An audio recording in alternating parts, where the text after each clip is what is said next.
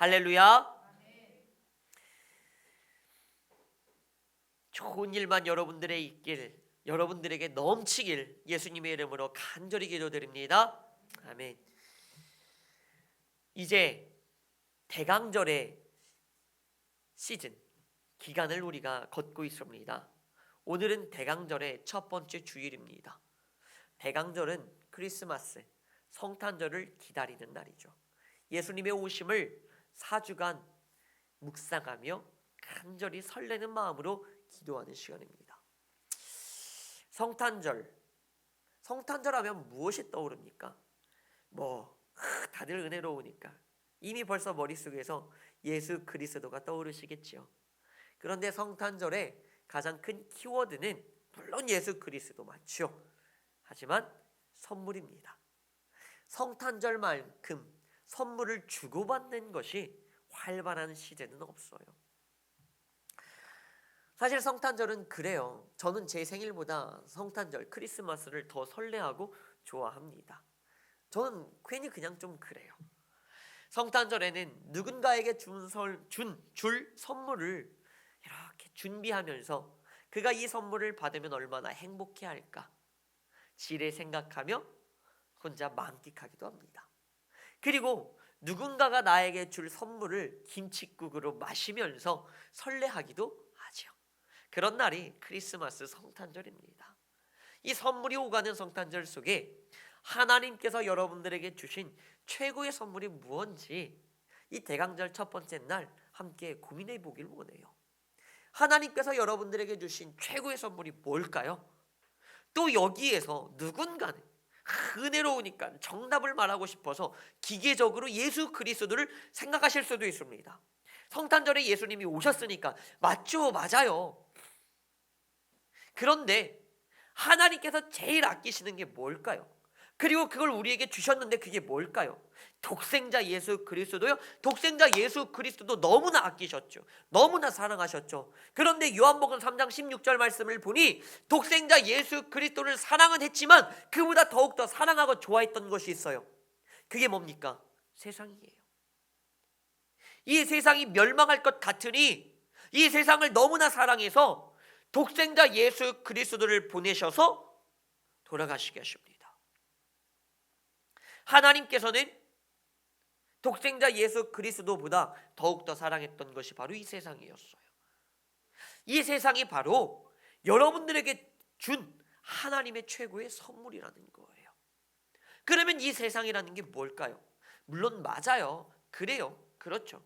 자연이기도 하고 동물이기도 하고 공기이기도 하고 이 지구 맞습니다. 그러니 환경보호 잘 하시고 너무 동물학대 하지 마시고 잘 하시길 바랍니다. 그런데 이 세상 하나님께서 여러분들에게 주신 선물 맞아요.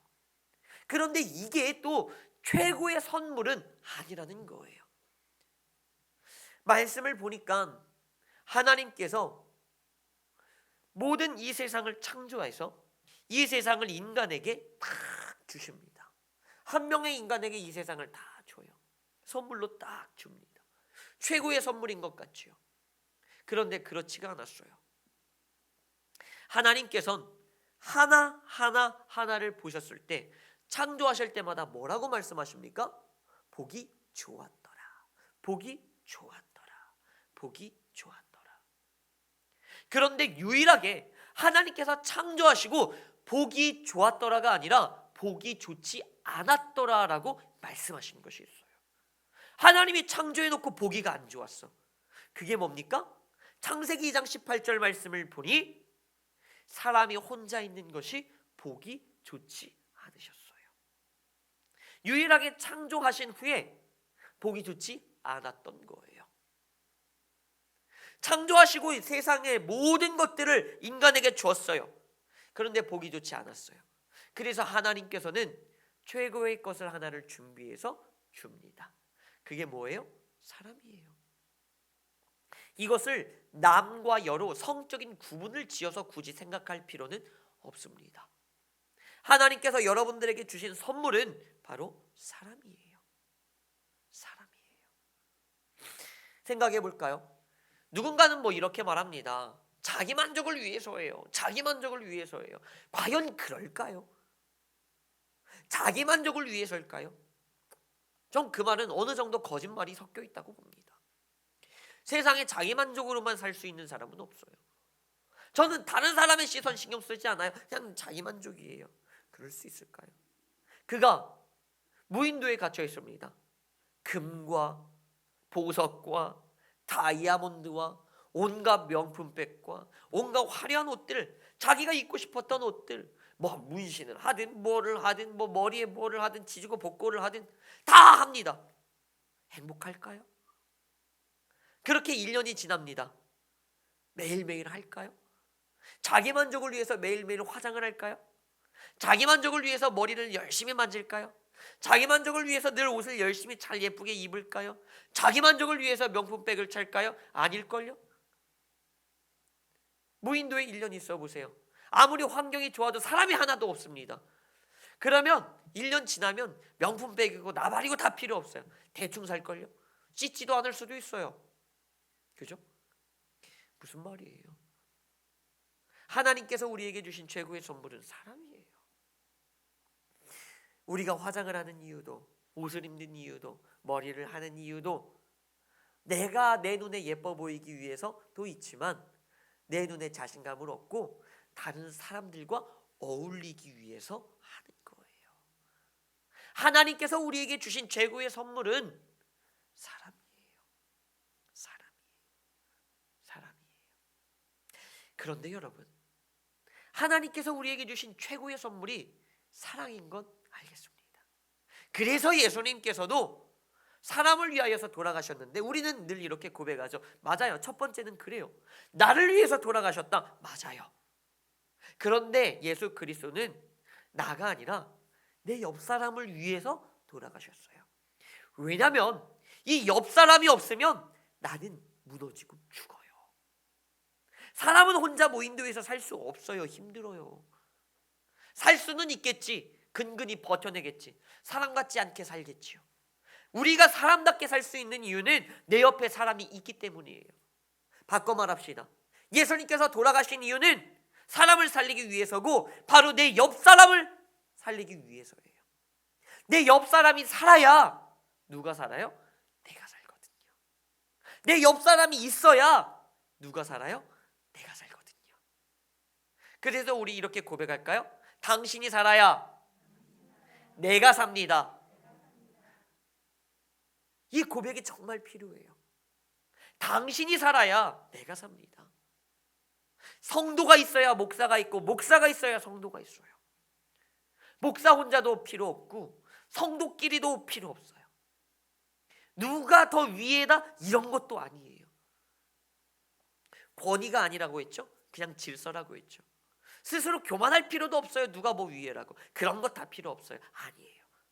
그냥 여러분들이 있어야 내가 있고 내가 있어야 당신이 있고 우리는 서로 그렇게 살 수 있는 거예요.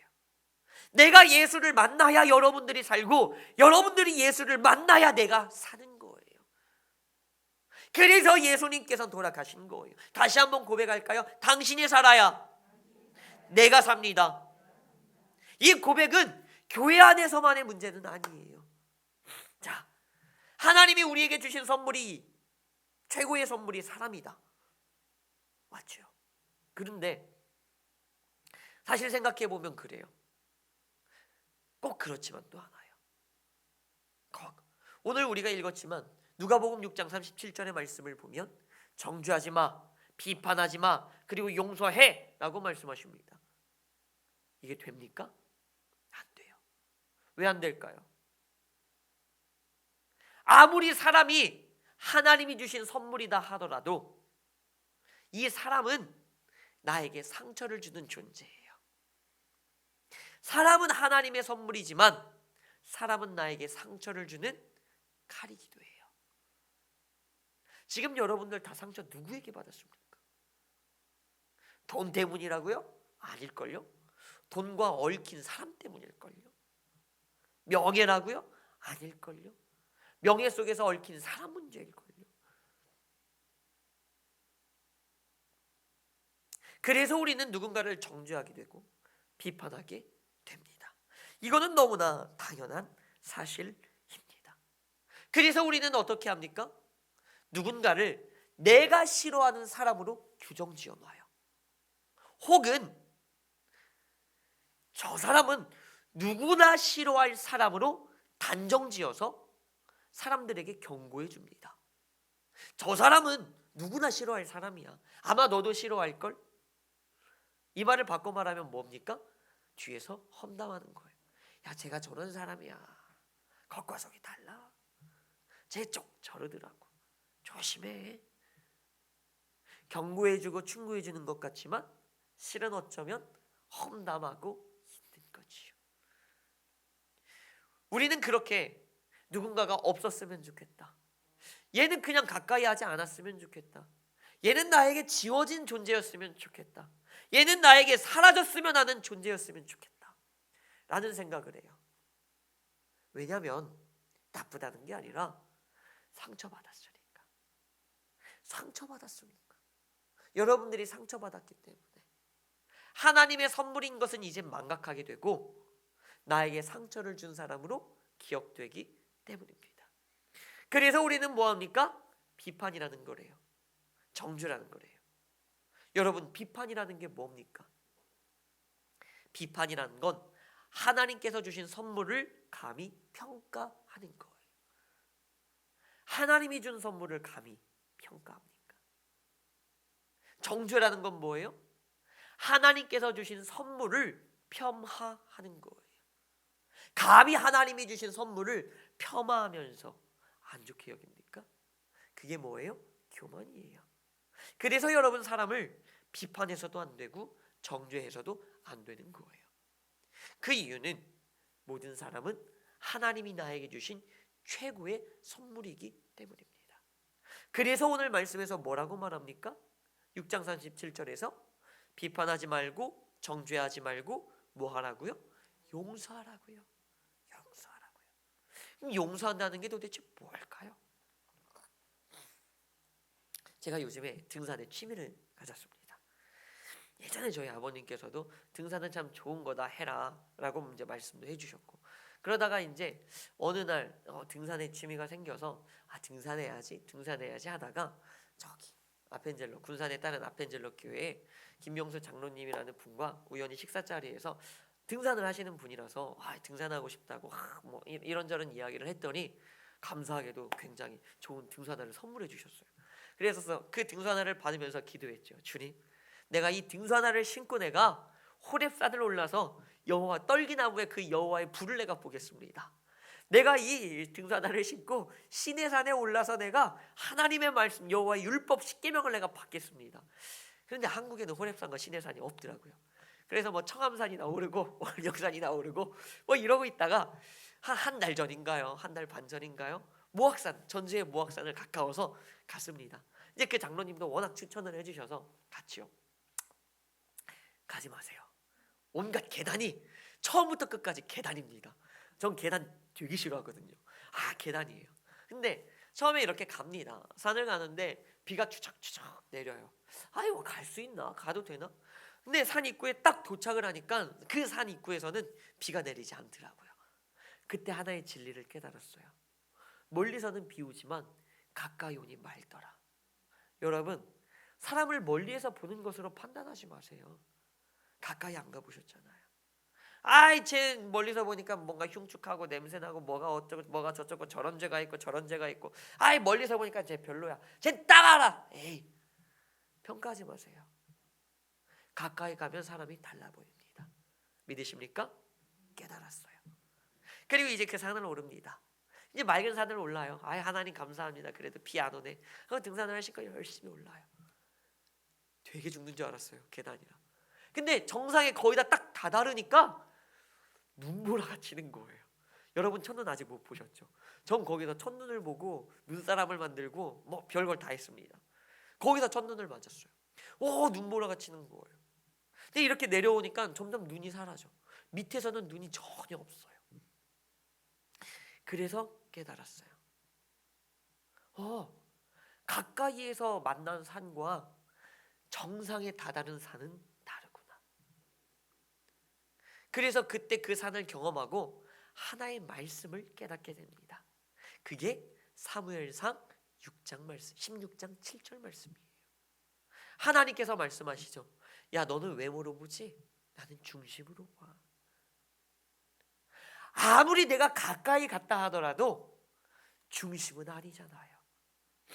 바꿔 말할까요? 내가 아무리 누군가와 친하고 누군가를 잘 안다고 생각하고 누군가의 곁을 지켜줬다고 생각하지만 아무리 가까운 존재더라도 그거는 그냥 외모예요. 그 중심은, 그의 산 정상은 다르다는 거예요. 가까이에서 본 산의 날씨와 그 산의 중심, 그 산의 정상에 다다랐을 때에 느껴지는 산의 날씨는 달라요. 가까이에서 만난 사람의 그 날씨, 내가 아는 그 사정의 이야기와 진짜 그 사람의 중심에 있는 그 사정, 그 고민, 그 번뇌의 이야기는 다른 거예요. 그러니 내가 감히 함부로 평가하고 감히 함부로 내가 폄하할 수 있겠습니까? 감히 내가 비판하고 감히 내가 정죄할 수 있습니까? 10길 물속은 알아도 한 길 사람 속은 모른다 그랬어요. 바꿔 말할까요? 오늘의 말씀에 적용해서 이야기를 해볼까요? 여러분들이 아무리 잘한다 가족이다라고 생각하지만 그 사람의 중심에 어떠한 문제가 있는지, 어떠한 아픔이 있는지, 어떠한 트라우마가 있는지, 어떠한 스트레스가 있는지, 뭐 때문에 상처받았는지 아무도 모르는 거예요. 아이들을 보니 그렇더라고요. 우리 아이들 말고 그냥 학생들, 청년들을 보니 이렇게 이야기를 하면 얘에서는 막 이런 이야기를 해. 그러니까 둘이 싸웠어요. 사이가 안 좋아. 근데 싸워서 한 명 한 명 다 상담을 해봐. 웃겨. 얘는 상처받은 게 A 때문이야. 근데 얘는 지가 A라고 상처를 줬는데, A라는 상처를 줬는데 A가 상처가 됐을 거라고는 상상도 못해. 그러면서 시간이 질렀다가 B라는 것 때문에 또 상처를 받았어요. 얘는 얘한테. 그러니까 얘는 A가 싫어서 그렇고 얘는 B가 싫어서 그런 거야. 둘 다. 사건이 달라요. 사건이. 무슨 말이에요? 사람마다 상처받는 순간은 다 다른 거예요. 내가 상처받을 때 다른 사람이 상처받을 수도 있지만 내가 상처받은 걸로 쟤는 상처 안 받았을 수도 있어요. 그러니까 서로 다 다르다니까. 그러니까 서로 이야기가 안 되는 거예요. 얘는 야, 너는 A에 사과해줬으면 좋겠어. 근데 얘는 A는 까마득히 생각도 안 나. 너는 B나 빨리 사과해. 그러니 이게 화해가 돼요? 안 돼요. 무슨 말이에요? 서로 모르는 거예요. 아무리 친한 가족이더라도, 형제 자매더라도, 그리고 친구더라도 모르는 거예요. 모르는 거예요. 그러니 제발 부탁인데 비판하지 마세요. 정죄하지 마세요. 모르는 거예요. 제가 예전에 말씀 속에서 넌지시 한번 말씀드린 적이 있습니다. 무언가에 중독되어 있는 사람들 함부로 정죄하지 말라고. 왜요? 모르긴 몰라도 그 사람도 어떻게든 이 세상에서 살고 싶어서 버티려고 나름대로 찾아낸 하나의 궁여지책일 것이라고. 물론 그게 기독교적으로 죄고 안 좋은 거기 때문에 안 좋겠지만 그것으로 누군가를 평가하지 마세요. 그도 어떻게든 살아보려고 했던 것이 그렇게 된 것일 수도 있는 겁니다. 그러니 우리는 함부로 누군가를 비판하고 평가해서는 절대 안 되는 거예요. 정죄해서도 안 되는 거예요. 그 중심을 알 때까지는. 그 속사정, 그 진짜 이야기, 그 영에 담긴 상처의 이야기를 내가 알기 전까지는 해서는 안 되는 거예요. 그러니 제가 여러분들에게 드리는 말씀은 이겁니다. 내 눈에 좋아 보이지 않고 내 눈에 뭐가 저래 보일지라도 그 사람은 하나님께서 주신 최고의 선물이에요. 선물이에요. 그 사람 멀리서 봤다고, 가까이에서 봤다고 평가하지 마세요. 그게 뭐예요? 하나님께서 우리에게 주신 선물이에요. 선물을 예쁘게 포장해서 줬습니다. 그런데 포장지를 보고 가까이에서 내가 봤는데 별로야.